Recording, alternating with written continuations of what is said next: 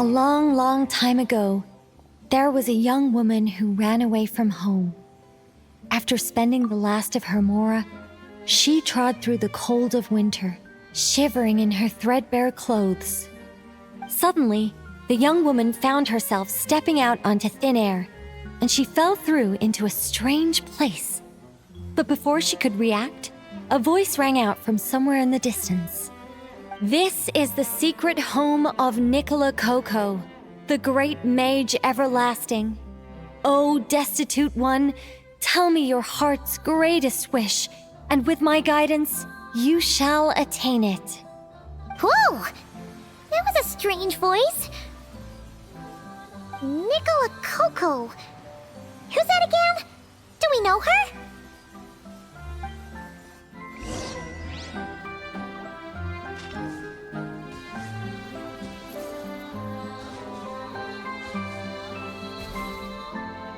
The young woman was in awe of the mage's magnificence and beauty.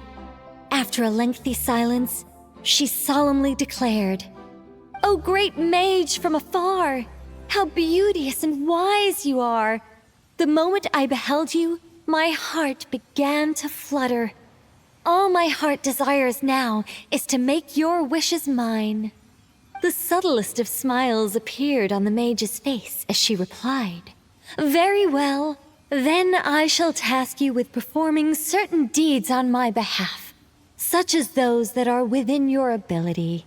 Your guide is here, and your reward awaits you in the days to come." Guide? Does that mean this glowing orb?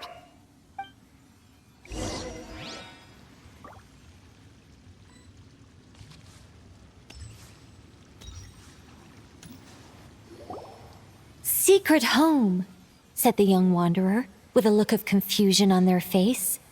"Where is this secret home of which you speak?" The mage's voice grew somewhat flustered upon hearing this question. Wait, does it make sense for this to be a bashful character? Oh, never mind. I'll keep it in for now. Mr. Nine can always refine it later. It is rather rude to ask such questions of a mage, young one. The Mage's Lodge is under renovation. Very soon you shall be stunned by its grandeur. This shall be your trial. Offer up your strength and help this great mage to build her territory.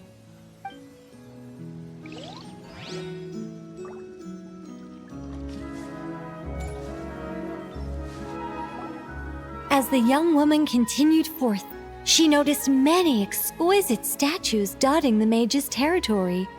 "What are these?" she asked, puzzled. "These are all those who opposed me. They underestimated the power of a mage, and thus were turned to stone." I quite like that. A spur-of-the-moment addition, but dare I say it was a good one. A mage ought to be a powerful and dangerous figure. Danger lends a certain mystique, and without mystique, the world would be a very dim place. But turning people to stone at the drop of a hat? Is that too over the top? And no one wants to be around someone that capricious. Okay, I think I'll dial it back and turn it into more of a vague warning. Upon hearing this, the youngster broke into a cold sweat. But then, the mage's laughter broke the silence. "Did you fall for it? I was merely joking. These statues are just my way of capturing a certain moment in time. Anyway, statues, that's what I need your help with. The Mage's Lodge is feeling a little empty, and I should like to fill the space with some more adorable companions."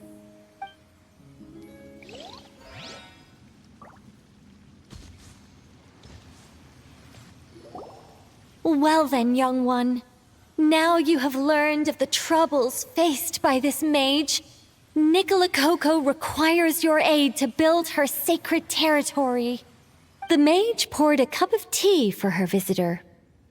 "What say you?" Wait a minute! Shouldn't we think twice before going all in on this? We don't know anything about this person! And she seems a little weird. Huh? Although, having said that, this tea cup looks kind of familiar. Nicola Coco. Ah! Is it Mage N? Nicole? Correct. What do you think of my story? Hard to say. It's not finished yet, surely. What happens to the characters in the end? I haven't decided yet. I need to renovate my home first. Perhaps I'll have a burst of inspiration after that. Anyway, if you can hear my voice, I assume that means you're currently in Nod-Krai. In which case, could I trouble you to gather a few things for me? Exactly. I'm thinking of building a few more statues to decorate my home, but I'm lacking inspiration at the moment. So, I was thinking you could take some photos to give me some ideas. Are you serious? Alright then, leave it to us! Wait here. We'll head out and see what we can find. But remember to finish the story once the statues are done.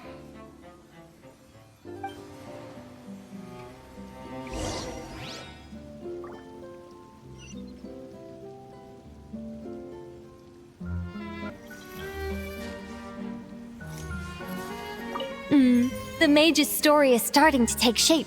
I think I'll delegate this next section to Mr. 9.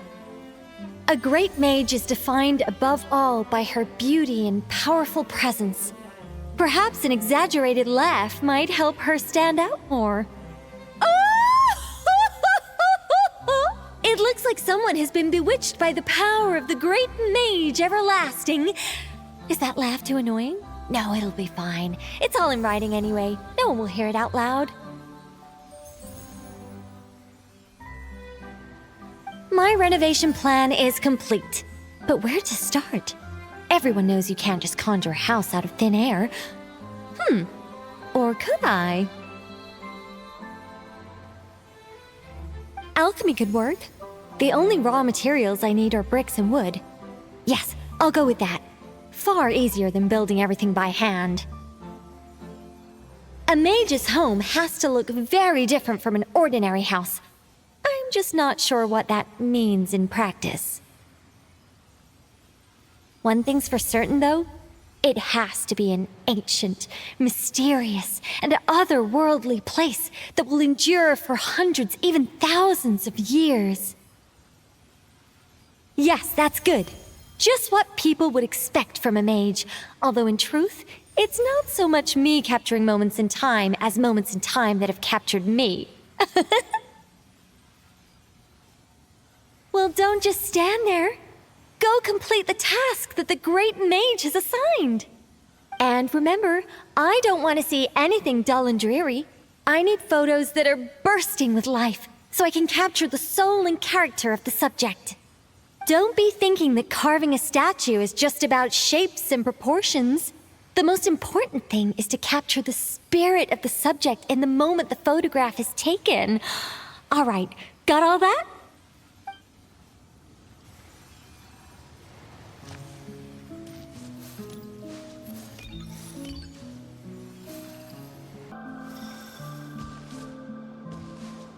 Hey, look over there! Are those finches? Oh, they look pretty lively, don't they? Seems like a good first photo.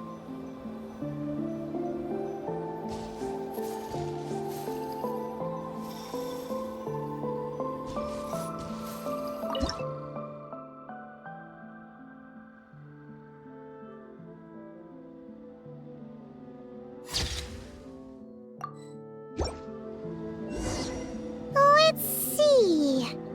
Where should we go for the next photo? Oh, we saw a squirrel statue earlier, didn't we? Do you think Nicole likes squirrels? Let's snap a few photos to take back.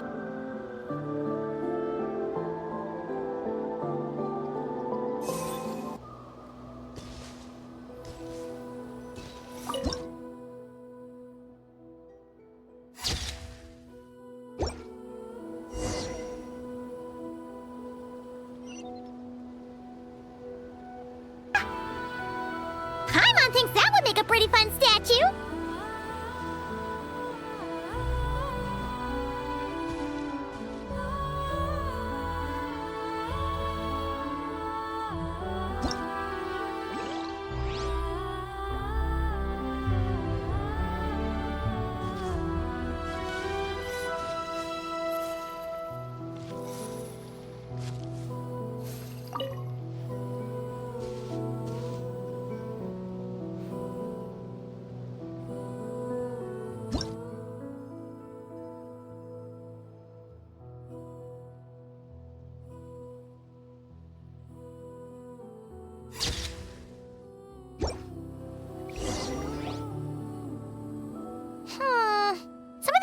are pretty good, but you didn't get any from the front. Let's wait for it to turn around. Yes! That's the one! That's the money shot! Ah! Help! Oh, that was scary. I wasn't expecting it to jump us like that. Go on, Traveler. You got this. Be silent. Observe. That should do it. Kaimon's kept all the pictures safe. Let's go back to see Nicole.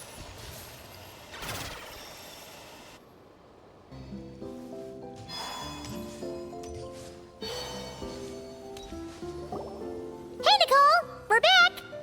That was quick. You two worked very fast. It's nothing. But, how do we get the photos to you? You can hold on to them for now. I'll be there in a couple of days. We can talk more about the statues then. Sure thing! See you in a couple days!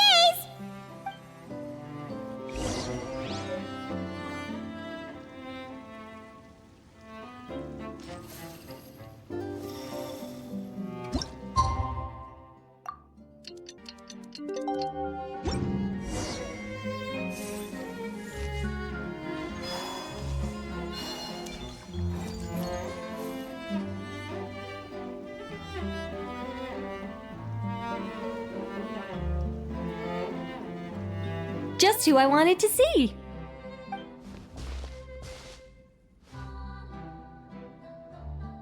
I'm delighted with the photos you took. Excellent source material. Now, I have all the carving tools ready to go. Would you like to try it together? Carving tools? You mean these blocks? That's right. The statues are inside the stones. All we need to do is remove any excess material. To make things a little easier for you, I've provided a guide on how the carving process works. Allow me to demonstrate. First, we make some big, bold cuts to carve out the general shape.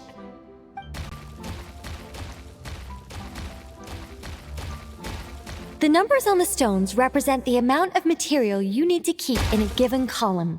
So, first we do this, and then this. Oh, it's starting to take shape! Got it? If you carve the blocks this way, you should be able to see the basic form. Then, you just need to add some finishing touches, and voila! Wait, what? It suddenly changed in the blink of an eye! How'd you do that? A great mage doesn't reveal her secrets that easily. Just behold, and be amazed. You got the basic carving process down, yes? Focus on that, and leave the finishing touches to me. Much obliged. Alright, let's give this a shot! What the? This is way more difficult than the one you walked us through! Oh, sorry, wrong one. That's the one I was going to work on. Yours is over here. Whew, well that's a relief.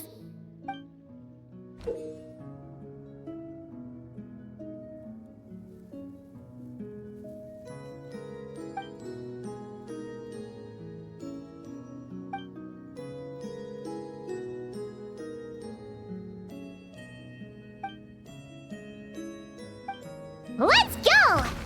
Do you still remember Nicole's process? The numbers represent the amount that we need to keep per column. So, if the number is 0, that means we gotta remove the whole thing. And if it says 3, that means we just mark the whole thing as keep, right?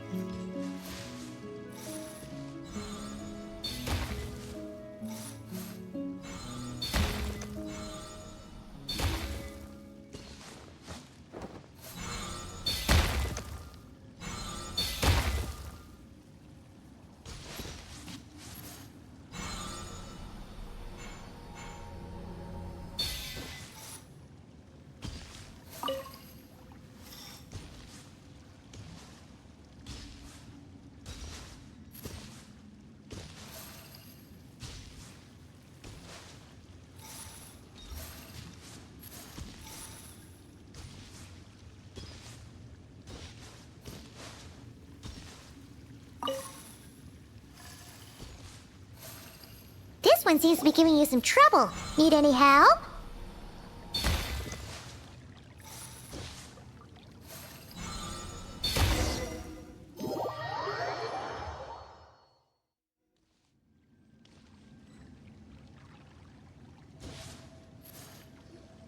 Now, we just need Nicole to add the finishing touches.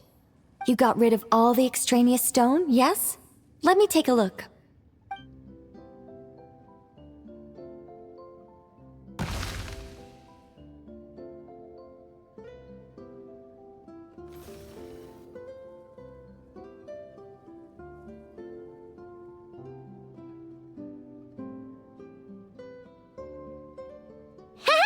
It's done! Oh, it's the Mage's Lodge! When did that get there? Is this the power of a mage? The young visitor's voice was filled with wonder. I am truly amazed. Aha! Finally, the story continues. So, what happened to the mage and her young visitor? They lived happily ever after. The end. Huh?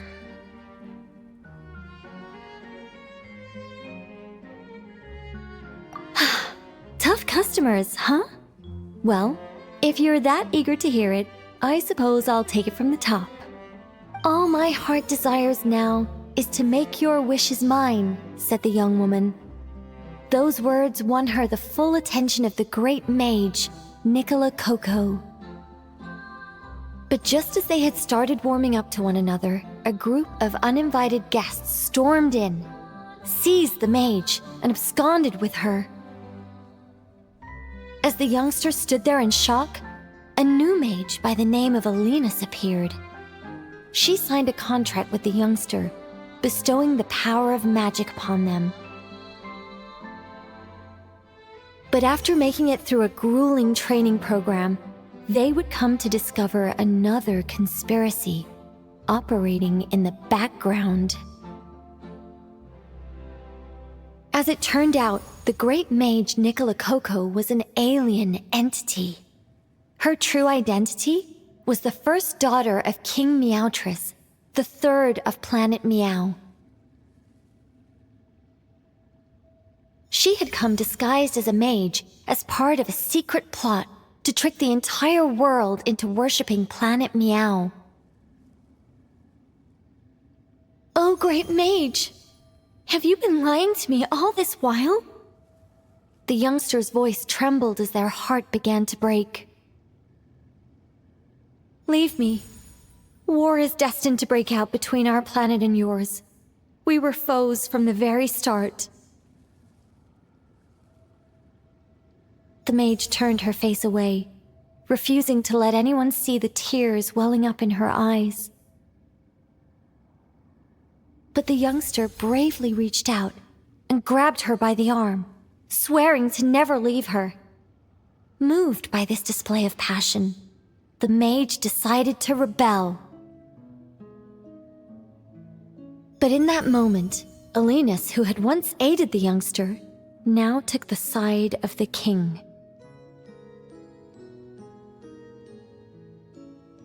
Alinus had been Meowtress III's second daughter all along.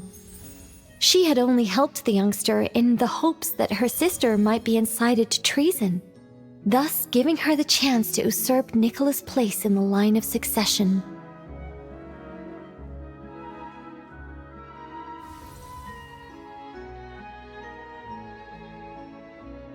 Anyway, that's the gist of it. In the end, the youngster, who by this point had turned into a cat, worked with the mage to successfully foil the king's plot. Then, they returned to the mage's lodge together and lived happily ever after in peace and quiet. The end. That was amazing! This story has everything! True love, rebellion against injustice. That can't be helped. All creations escape the controlling grasp of their creator eventually. We angels are a case in point. Once, we were tasked with guiding human beings, but because some of us chose a different path, our entire race was punished.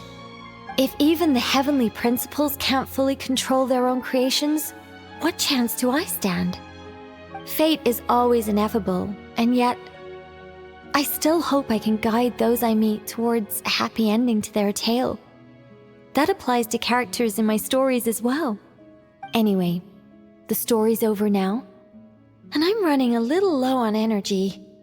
Next time I've got a good story to tell, I'll share it with you, all right?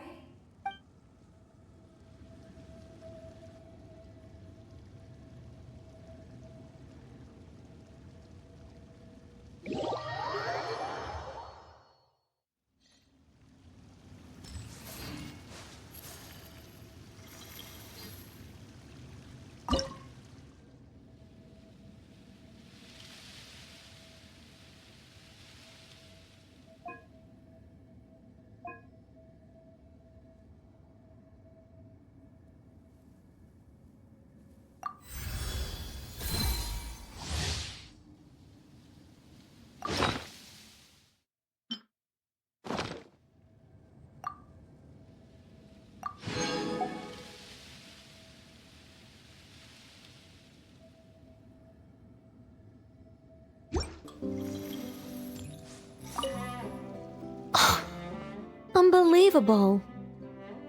Mr. Nine has refused to help me write my masterpiece. She said, it might be best if you wrote this one yourself, considering the highly complex world building. I cajoled and pestered her all I could, but it was to no avail. Believe me, I'd finish it myself if I could. That was my intention from the beginning. I wanted to finish a work of my own to prove a point to her, but it didn't work out. The moment the ending popped into my mind, my creative drive was extinguished.